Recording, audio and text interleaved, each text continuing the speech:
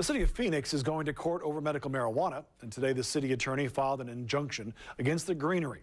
Newswatch 12's Justin Bork sat down for an exclusive interview with the owner of the Greenery and reports on what's next for the city and for OMMP patients in our area.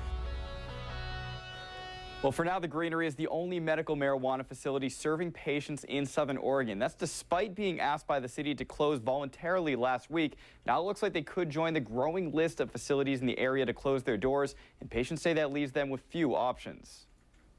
For Eric Mills, marijuana is the only thing that helps the nausea. But being an OMMP patient, he says, gets harder and harder by the day. For some reason, all the people that have been running this community are choosing to make decisions that affect me. Eric suffers side effects after getting cancerous polyps removed from his colon. He tried to grow his medicine on his own, but his plants kept getting stolen or mowed. The Greenery, he says, is his last option.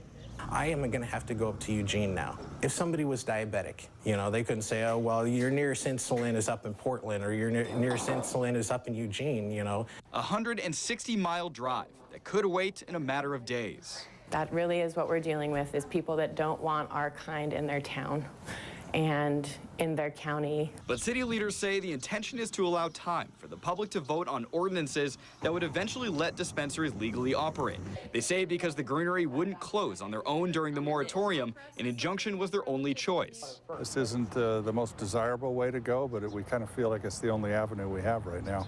That injunction, which would last until the end of the moratorium, could be approved in as little as a couple of days. But even then, the Greenery says they won't give up. We are simply not going to stop fighting until it has changed. And while the fighting goes on, patients like Mills say they're being left in limbo. It's a problem. There's a big problem, and it's not going to be solved anytime soon.